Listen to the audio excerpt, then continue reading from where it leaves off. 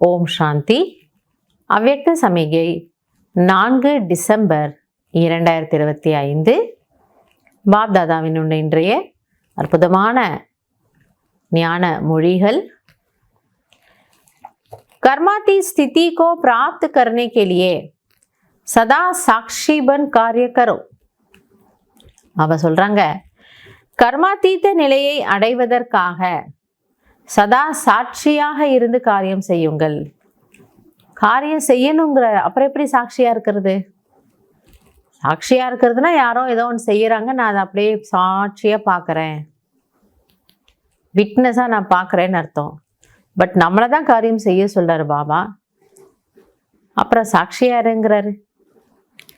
சாட்சி அர்த்தாத் सदा न्यारी और प्यारी स्थिति में रह कर्म करने वाली अलौकिक आत्मा हूँ.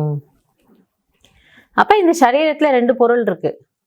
ஒன்று சரீரம், இன்னொன்று ஆத்மா.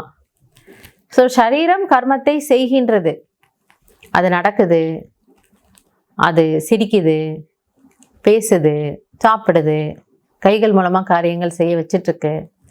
பட் இதெல்லாம் செய்ய வைக்கிற ஆள் யாரு? நான் ஆத்மா. ஸோ நான் ஆத்மா, இது என்னெல்லாம் இந்த சரீரம் செய்யுதோ நானே அதை செய்ய வைக்கும் பொழுதோ நான் சாட்சியாக இருந்து ஒவ்வொரு உறுப்பையும் ஒவ்வொரு அங்கத்தையும் கர்மத்தையும் பார்க்கின்றேன். ஆக நான் அலௌகிக் ஆத்மா, செய்ய வைப்பவன், சரீரம் செய்யக்கூடியவர். अलौकिक जीवन श्रेष्ठ जीवन वाली आत्मा हूँ, यह नशा रहे. ஆக நமக்கு எப்படி ஃபீல் ஆகுமா? இந்த அலௌகிக்கமான வாழ்க்கையில் இந்த ஒரு சிரேஷ்டமான வாழ்க்கையை வாழக்கூடிய ஆத்மா நான்.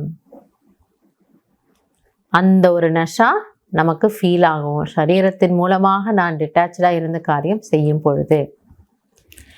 कर्म करते यही अभ्यास बढ़ाते रहो तो कर्माती स्थिति को प्राप्त कर लेंगे. ஆக கர்மங்கள் செய்யும் பொழுது இந்த பயிற்சியை அதிகரித்தீர்கள் என்றால், ஒரு நாள் நமக்கு பாபா கர்மயோகி சொன்னார் இல்லையா, கர்மத்தை செய்யும் பொழுது நான் செய்விக்கக்கூடிய ஆத்மா எனக்கூடிய பயிற்சி இருந்தால் நீங்கள் மெதுமெதுவாக கர்மாத்தீத்த நிலையை அடையலாம். ஸோ அப்போ செய்விக்கக்கூடிய நான் வேறு, செய்யக்கூடிய இந்த சரீரம் வேறு. இதை நமக்கு பிரித்து பார்க்க தெரியணும். சரீரம் வேற, ஆத்மா வேற. ஆத்மா நான் மாலிக், ஆத்மா நான் மாஸ்டர், கர்மேந்திரியங்களுடைய ராஜா.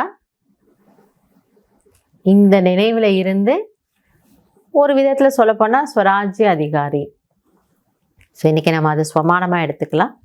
நான் ஸ்வராஜ்ய அதிகாரி ஆத்மா, இந்திரியங்கள் மூலமாக கர்மங்களை செய்விக்கக்கூடியவன். ஸோ இந்த சின்ன சின்ன ப்ராக்டிஸ் தான் நமக்கு கடைசியில் கர்மாத்தீத் நிலையை அனுபவம் செய்ய வைக்கும். ஸோ இன்றைக்கி நம்ம இதை ப்ராக்டிஸ் செய்து பார்க்கலாம். நல்லது. ஓம் சாந்தி.